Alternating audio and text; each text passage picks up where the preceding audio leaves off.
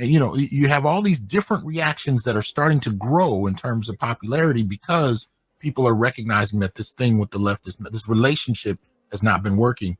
Everybody, I think, I won't say everybody, but pockets of the Black community are figuring that out. But Black women are still doubling down. And I think it's because it's their relationship with white women. White women have promised them things over the last number of decades. And I think that's what their investment is. I think that's why their frustration was so extreme, because they're invested in a way that average brothers aren't. We are in the middle of a Black male renaissance of ideas and thinking, an enlightenment period, or an awakening, if you will. It could be due to a confluence of many different things. Maybe it's where America is and where it's headed. It could be the internet being at our disposal, where we can bounce ideas off of each other and the rest of the world and reflect our individual experiences. It could be the realizations that our connection to America is fundamentally different than our Black female counterparts. And so when I hear Dr. Neal and Dr. Hasan Johnson talk about how there is a connection to the America that we grew up in that's different fundamentally for Black men versus Black women, it seems interesting in a vacuum. But when I heard Representative Crockett today, it all made sense. Okay, Ms. Crockett. So many of you know that I practice law, but some of you don't realize that I actually was a business major out of Rhodes College in Memphis, Tennessee. And the emphasis that I got in my business degree was on finance. And as I traveled the country campaigning this election cycle, one of the things that I talked about was this idea that in finance, we always promote this idea of diversity. If you know anything about a portfolio, the one thing that you want to do is make sure that it's as diverse as possible, because at times certain stocks will perform better than others, and they will exemplify various strengths and weaknesses. And together, a diverse portfolio is usually what any good finance person would promote. They wouldn't promote that you solely invest in vanilla wafers, believing that that is going to be the strongest portfolio, but instead they may want to add some chocolate cake and some Twinkies into the mix to make sure that we have the best portfolio, because there will be different preferences by different people. And again, there will be different strengths. You're not seeing Black men crashing out on social media because Trump got elected, because we've never been invested one way or the other. I really don't know. I don't know for the average brother how different reality is under the Republicans versus the Democrats. I really don't know. When I speak of the Black male renaissance or the enlightenment of a growing number of Black men in not just the political process, but our place in all of this, one of the things that jumps out to me is the over-the-top reactions that we've seen to the election, because I've never really been super duper happy or super duper upset for an election my lifetime, pretty much, really. It's just something happens, a guy wins or a different guy wins, don't really feel it one way or the other.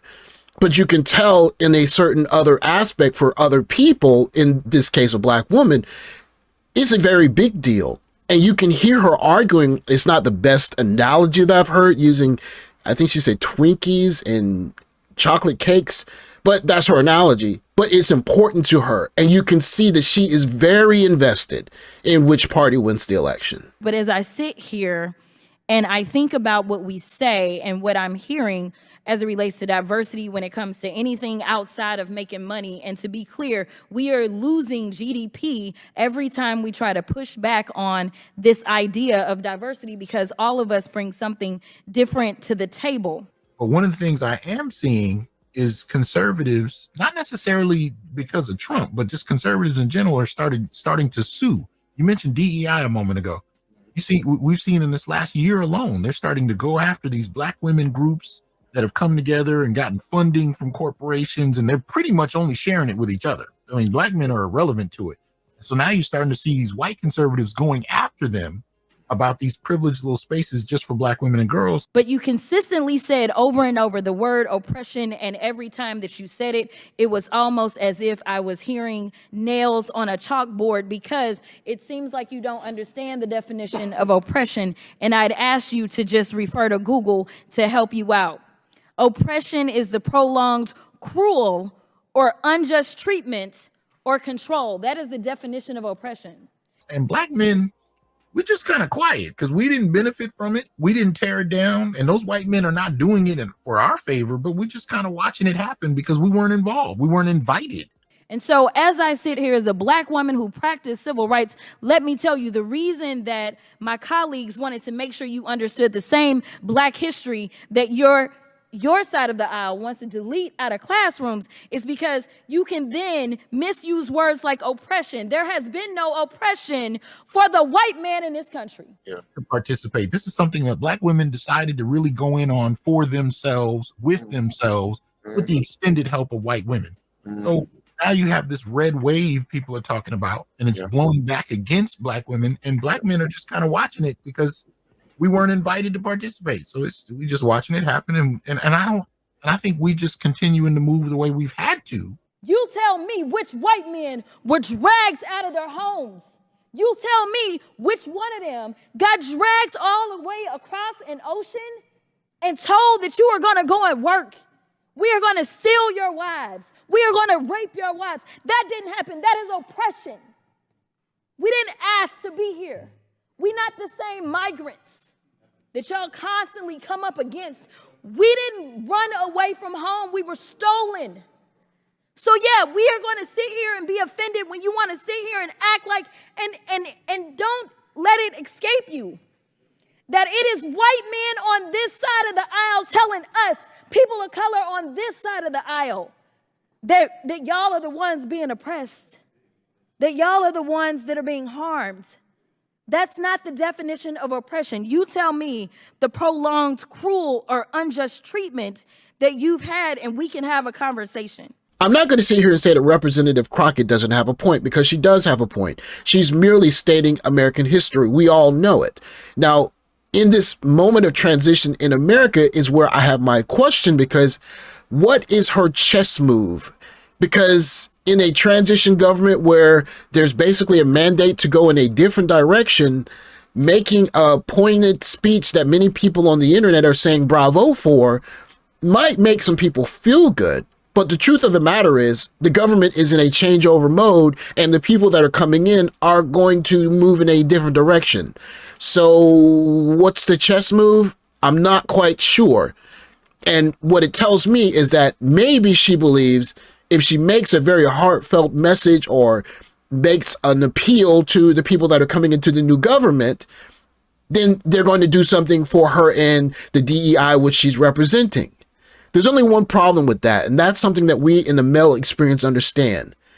If you don't have anything more than words, you don't really have any leverage. You could start with Exodus. The final thing that I will say on this particular issue, two things. There is an article from The Guardian, and it is a little old. It's from 2021, so I apologize. But it said that back then, just 3 years ago, white men represent 30% of the population, but 62% of office holders. These are the issues that we are constantly looking at and recognizing and trying to say, is this just? I can't even tell you how many white men have served in this chamber, but I can tell you that I am only the 55th black woman to be elected to Congress. And so when you want to talk about history and pretend as if it was so long ago, it wasn't. Because again, I am just number 55. As always, it is an honor to be able to cover the conversation between two doctors, Dr. Hasan Johnson and Dr. Ronald Neal, who are speaking of the sociology of the black male experience. But it's even cooler to have both of their books while they're talking. And so not only do I have the opportunity to hear them when they come on the internet and speak about the black male experience, but I get to read their thoughts as published by themselves. What they're speaking about in the black male experience here is that the investment that you're seeing in the conversation with Representative Crockett is on front and center. She's essentially pleading for DEI, if you will. Now, I could talk about my experience, and some people will say, well, black men experience DEI, favors, whatever. I'm sure some black men have. I'm sure some black men will say the other way. But either way, we probably understand as black men, it's going to come, it's going to go, make the best of it when it's here, and when it's gone, you just have to do what you got to do, if you got any benefit from it at all. But you'll hear a large number of black men say, we didn't get any benefit from DEI. And so here we are listening to not just Representative Crockett speak her piece about how it's so important for them to preserve DEI. You have two PhDs here saying basically we can see where this is going in terms of the split, because as Black men, we didn't really expect much anyways. Now you have this red wave people are talking about, and it's blowing back against Black women, and Black men are just kind of watching it because we weren't invited to participate. So we just watching it happen, and I think we just continuing to move the way we've had to out of necessity, because nobody's knocking on our door. So I think Black men are starting to look at what can we do for ourselves. I mean, and that's what I mean. Also, when I talk about domestic violence, so these white women have made these Black women all these promises all these years, right? Mm-hmm. Promise, and stuff goes unrealized or whatever, or they're getting minimal benefits based on these relationships or whatever. Right. You know what I mean? And that's what I mean. So domestic violence, like, it's a one-way relationship. You know what I mean? And it's like, we're not getting anything out of it. They're getting a lot of it out of it. You know what I mean? But we're not getting anything out of it. It's like, the whole thing about the vote. It's like, what do we get for our vote? You know what I mean? Mm-hmm. And so they're dealing with that. The tragedy with the Black woman is, as you already said, their investment. Yes. It is and brother, you have to underscore that. I'm talking about being completely, they're invested in this system. Yeah. Deeply invested. Yeah. Deeply. That's what I mean. We talk about that. When I talk about the hubby situation, like, this is my husband, or this is my father. And we're talking about these institutions, beginning with the state, and then it extends with, the corporations and all that, and higher education and what have you, and their belief in, college degrees, the way they believe in college degrees and stuff like that, and all that kind of stuff. You know what I mean? That is a deep investment. It's a deep belief, which means actually they're really patriots. Yeah. They are patriots in ways in which most Black men are not. You understand?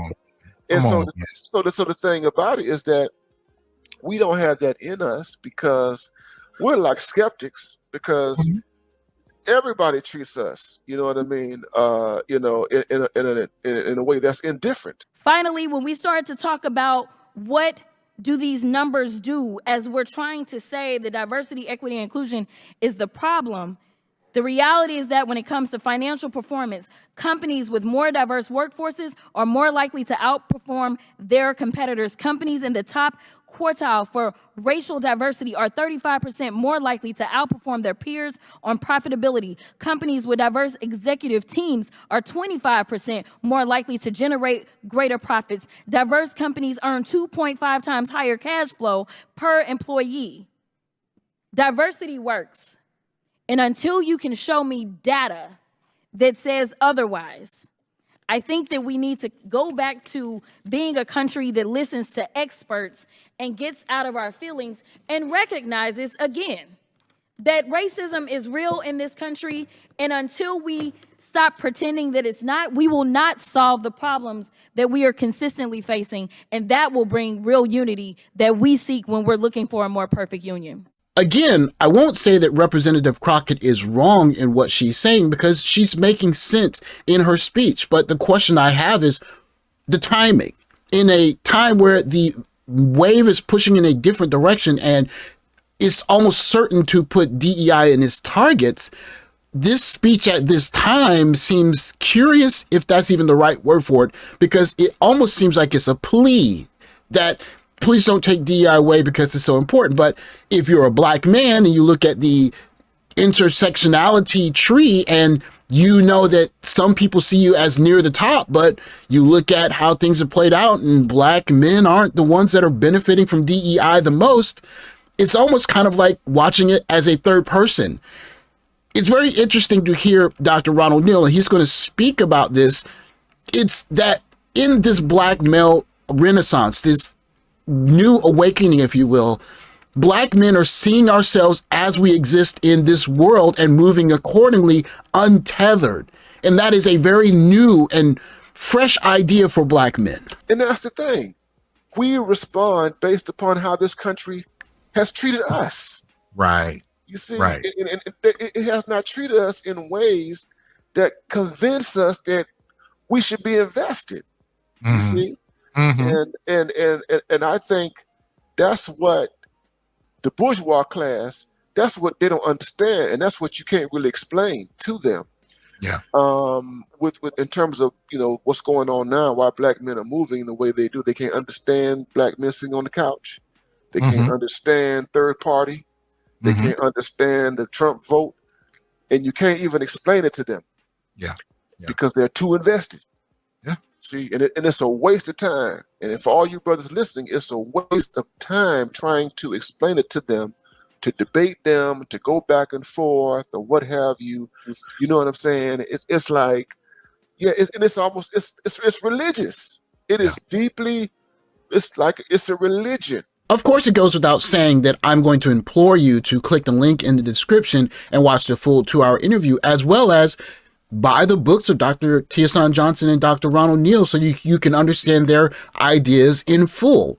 But one of the things you're going to understand from their conversation is that in this Black male enlightenment era, what we're starting to see is a questioning of the bedrock of the Black male existence. Who are we supposed to be allegiant to in building families if we're dusty and we don't make enough money and we're not worthy of, quote unquote, submitting to or being seen as a worthy patriarch? Who are we to form political alliances with? What do we want from the political process? Things that we probably never really considered contemplating before are being contemplated on a wide scale now. And it's a very interesting time because in this contemplation, what we're starting to see is that some of the things around us in the environment that we're noticing in the political arena are aligning in a way that have nothing to do with us.